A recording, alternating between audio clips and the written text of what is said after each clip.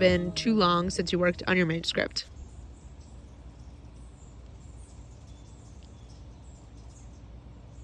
Yep. Good morning, guys. We are out here with our freaking breakfast. I'm actually starving. Looks like there's some construction going on. What are they doing down there? I hope they stop. Jeez. Anyway, hi. It's actually been freezing in Los Angeles, and by freezing, I mean it's like 52 degrees. Which I know, listen, I can hear you shaking your head, and I'm also shaking my head because I'm from New Jersey. Also, the irony of me saying this with literally a pool next to me is not lost on me, but I think I'm gonna need to put on a jacket today. I'm freaking starving, so let me take a bite of this, and then we'll talk what's up. Welcome to part 2 of my new series, The Rough Draft Vlogs, where we are documenting the process of working on my adult fantasy romance novel. I'm currently about 40,000 words into the rough draft, and I haven't written literally since I flew home from New Jersey. The last writing session I did was on the plane. It's been like 2 weeks since I touched this project, and that is just far too long for my personal tastes. I feel kind of distant from it now. I am no longer getting ideas for it coming up naturally, and I just feel like I've been away too long, so we're jumping back into it. It's currently Saturday. I have a long weekend this weekend. I have Monday off, so my hope for this weekend is to churn out several thousand words. I'm so grateful, honestly, that I have this channel, because filming a writing vlog really motivates me to get on my shit and actually get words on the page. It just keeps me accountable in a way that I really love, so I'm so grateful to have these vlogs to help me move along in the process. On that flight, I finally broke through the scene that I feel like I've been working on for ages. It's the scene that I really talked about in the last episode of this series, and I feel like I was working on that scene for weeks. That scene was a really big challenge for me, and I'm really grateful that it's done. I had to move around a lot of pieces. I felt like I was like piecing it together Frankenstein style. I had to stop a lot of times in the scene to brainstorm. It was just a little intense, and I'm grateful to be past it. Going into this next part of the book, I have some moments that I know I want to happen. I have some scenes in mind, but a lot of the in-between is going to be kind of pantsed. The characters are kind of restarting their journey, so they're going to be on the road again type of thing, which those like on the road type scenes are my prime opportunities to really develop the character relationships. So I'm excited to do some more work on all of that, those character dynamics. My second girl main character, the third member of the trio outside of the couple, she definitely still needs some work. She's not showing up in scenes as often as she needs to, or she's not showing up with enough presence. I do have some ideas for her character down the line, and I'm starting to get to know her, but I feel like it's not translating necessarily to how she's participating in the scenes. That's also definitely going to be something that I address in draft 2, is this secondary character, because I feel like she needs the most TLC of the main characters. Interestingly enough, I feel like I really know the love interest the best. Like Varen and I are like chilling, and it might just be because I'm a little bit obsessed with him, but he also just has a very interesting story, so I feel like I get excited to dive my teeth into him. But so does the secondary female character. To give like some brief details, her father is like a government official, not a government official, picture like the peacekeepers in the Hunger Games. That's like kind of what her father is. They're called KEJs in this book. Is it KEJ? I feel like it is, but I can't remember what it stands for. Well, so her father's one of those. So she grew up closer to the first tier, which is like the wealthy area of the city they're from. So she has like more of a privileged upbringing. She has some like conflicting loyalties, kind of in a similar way to how Varen does, being the son of the ruler. So she has interesting dynamics going on. She also is like a people pleaser through and through, which I feel like is interesting. That's very unlike any of the other characters. So I want to play with that more. We saw in like a recent scene her kind of feeding off of an authority figure's approval, and that kind of revealed an interesting part of her character to me. At the end of the day, this girl just wants validation. She's been like the good girl her whole life. I feel like that can really come back to bite her in this story. So I really want to play with that and play with the tension that creates between her and the other characters. Okay, I'm gonna wrap this clip up because the banging or whatever sawing is going on down below in the woods is making me angry. It's making me angry. So like I said, today's Saturday. I'm actually going to go meet up with Mick, who I actually met through this channel. So her YouTube is Mick's Library. This is the first friend I've made through YouTube that I can actually meet up with in real life, because we're both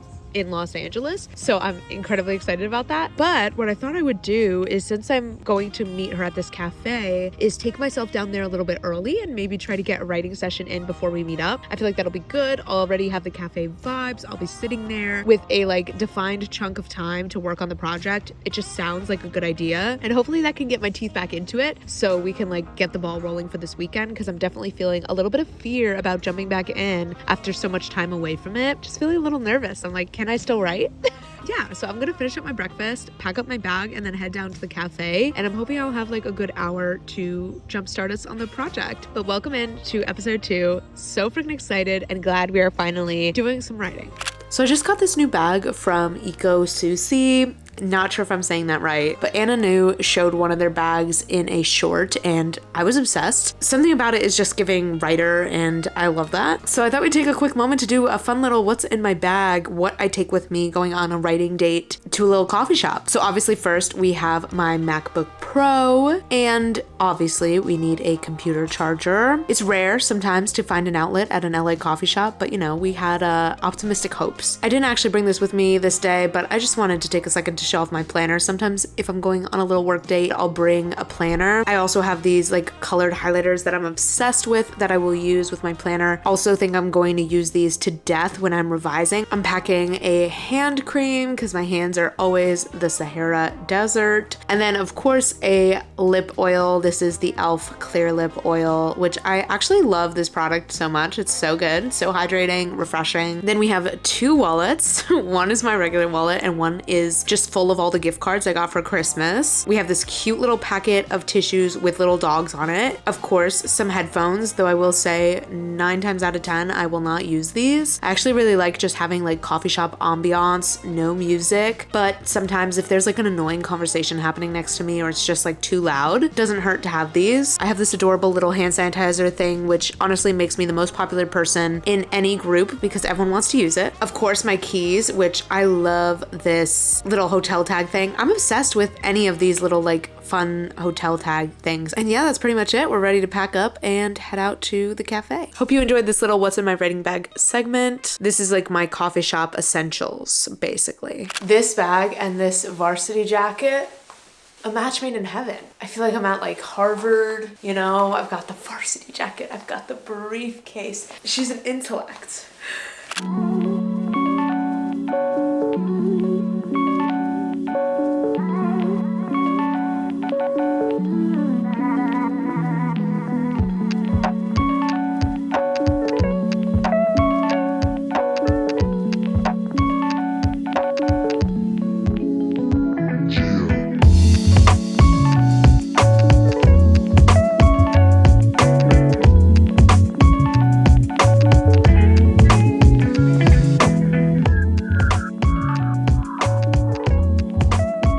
Good morning, happy Sunday. We have some hot herbal tea. Currently, what's the word? Processing?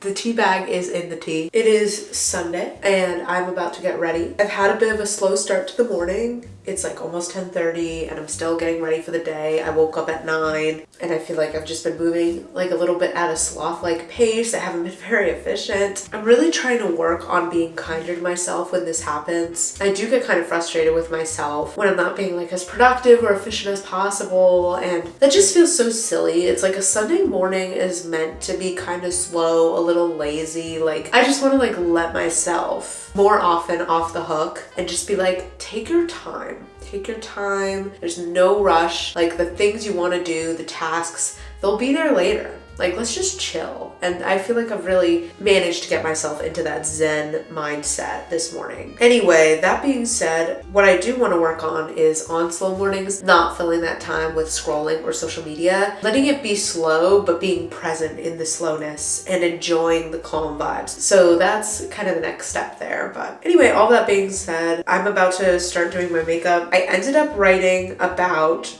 530 words yesterday between the short little writing session that I did before going to lunch with Mick, which, by the way, Mick was lovely. I loved her. Between that session and then the hour that I spent at Alfred afterwards, I did like 500 words, which isn't like a ton for that amount of time, but I was getting back into the project, so I'm fine with that. I feel like now I've broken that sort of barrier of getting back into it, and it's going to be a lot easier going forward this weekend now that I've gotten back in. Like I know where I was at. I am back in the vibe and tone of the book. I just feel like I broke through that seal almost of kind of nerves getting back into the project. So I'm feeling really excited to continue working on it today and tomorrow. In terms of how I felt about what I wrote yesterday, this is kind of the first time where I sort of questioned if I made the right turn. Like in the moment I questioned that. To give you a little bit of context, part of the magic system in this world is like a memory sharing, ability, which I feel like is common in magic systems. But essentially how it works is, at least at this moment, how it works, both of you get kind of launched into the memory and you're both in the perspective of the person who's sharing the memory. Does that make sense? Like you're in the body of the person whose memory it is. So like if two characters go back into, say, our main character's memory of when she was a child, they'll be in her body as a child, but they won't be in control of anything. They'll just be witnessing, but they're in the character's body. Does that make sense? Both of them at the same time. So that's happening for the first time. So obviously I have to figure out some logistics about how that process actually works, and also there's some like talk in the scene about the magic system and how magic in this world is kind of more like a relationship and a spiritual thing and not just like a tool, which I really like the idea of, like that you have a relationship with your power almost, and it can rebel against you, it can choose not to work with you, it can ignore you. I really like that concept. So anyway, the thing that I'm doubting is essentially the memory that I'm choosing for them to go back into. I know later in the story a memory that I really want this ability to come into play with, but I want to introduce the concept here. So I'm kind of like a little bit blindly going into this because I don't actually know what happens within this memory. I think that's what's really tripping me up. I need to figure out what actually went down in this scene, but I do actually think that if I do write this memory, even if let's say later I switch it out, at the very least, it will help me get to know my main character more, because this was like a huge turning point in her character arc, like before we meet her. I'm trying not to put too much pressure on it. I'm like, I can always swap it out later if it's not exactly what I want it to be. It's not something that's necessarily going to affect the rest of the trajectory of the book. I also do need to think about just more of the logistics with this whole like memory thing. Is she consciously aware while she's in it that she's just observing a memory? Is she experiencing it in like real time and then afterwards realizes?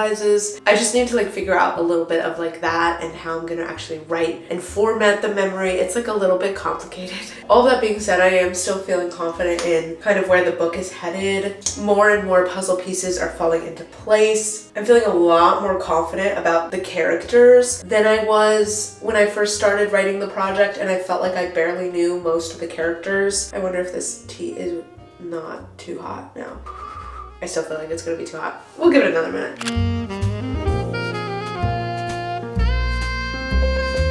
Hello. Come in a little closer. Come on, come on. So hello, it is like a week later since we last did an update. So I actually wrote yesterday morning before work. This was my first time kind of piloting this idea. I don't know if I've mentioned this, but I've been doing this crazy thing where I wake up at like 7:30 a.m., which is wild for me. The only reason why this is possible is because my clock got kind of shifted when I went home to New Jersey for the holidays, and it hasn't, intentionally, it has not shifted back. I've been trying to maintain an earlier schedule. So with this extra hour or so that I had in the morning, I thought it would be cool to try out writing first thing, see how I felt about that, because I've mentioned before how I feel like writing is something I need full brain capacity for. So I generally prefer to do it earlier in the day. So I was like, this is as early as we could get. What if I went to a coffee shop for work at like 8 in the freaking morning and just wrote for an hour? And I liked that a lot. I wrote maybe about 500 words, which, listen, for an hour, that's like fine. I really liked that method. You know what? I'm actually curious to hear from you guys on this. If you guys want to leave your answer down in the comments, what is your preferred time of day to write? Are there any times that you hate writing? Like, is there a time that you simply are not willing to work on your projects? Let me know. know. I'm curious to hear. So I really liked that. That being said, the scene I was working on was a memory. And today I tried to get back to that scene because I had some time to write today and I really was craving a good writing day. So I was like, let me write, whatever. I was trying to revisit that scene at the cafe that me and my boyfriend were at. We went for lunch and to also do some work, which in my case, I was working on my book. I tried to revisit that memory scene and I was just like, I'm really not sold on the fact that this scene needs to exist. Like, I was really feeling like it just didn't need to be there. And part of that might have just been the fact that I felt a little bit uninspired and stuck with the scene. I knew like what generally the scene purpose was, but I was like, a lot of these details feel unnecessary. It's kind of like a backstory memory, which the characters have already briefly talked about. So I'm like, do we really get that much more from this scene actually playing out on the page versus just the SparkNotes version that the main character says in the dialogue exchange with the love interest? Like, I'm like, I don't know.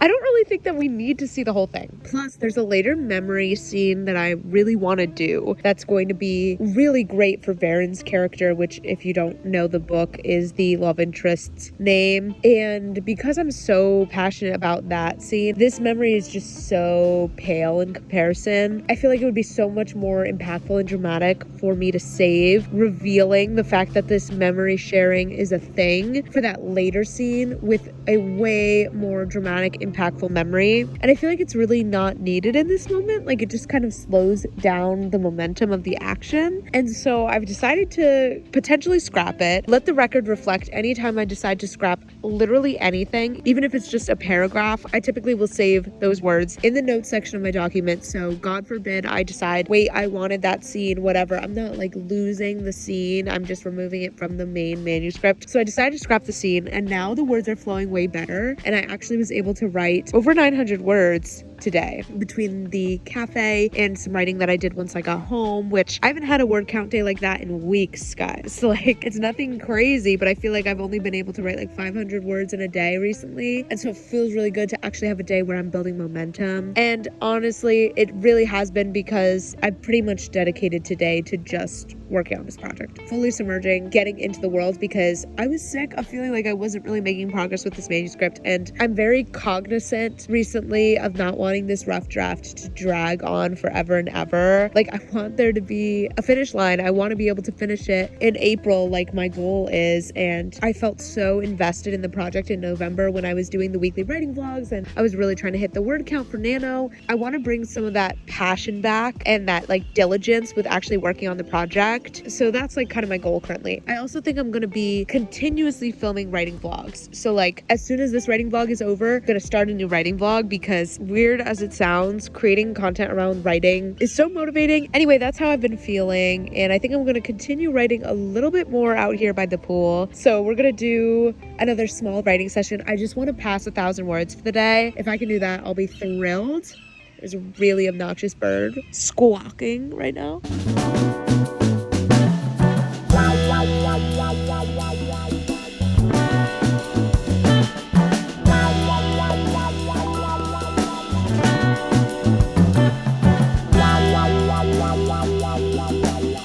Intending to sit on the ground for the purpose of a thumbnail, but for some reason I ended up just writing over there. Not the most comfortable, admittedly. So I did in fact surpass 1,000 words. I only really wrote like 100 words in that little sprint, but 1,000 was my goal for the day. I'm very pleased. I'm gonna go ahead and log that. I have been tracking my word count in a little chart just so I see how on track I am with my 10,000 word goal for the month of January. If you didn't see my last video, which was my planning my 2024 writing goals video, I talked about sort of like my word count goals going into the new year and sort of the pace I'm trying to work at. So I have been tracking everything just to try and keep me on track. All that being said, I think now we're at like 4,000 words for the month, which is definitely like behind where I would ideally like to be, because there's really only like, I think like 2 weeks left in the month of January, but plenty of time to make up ground. On that note, I think we are going to wrap up this episode of the Rough Draft Vlogs here. So if you enjoyed the video, make sure to give it a thumbs up. Make sure to subscribe if you haven't already so you don't miss future episodes of this series. I'll see you guys soon with another video, but until then, I hope you have an amazing week and thanks for being here. Okay, bye guys.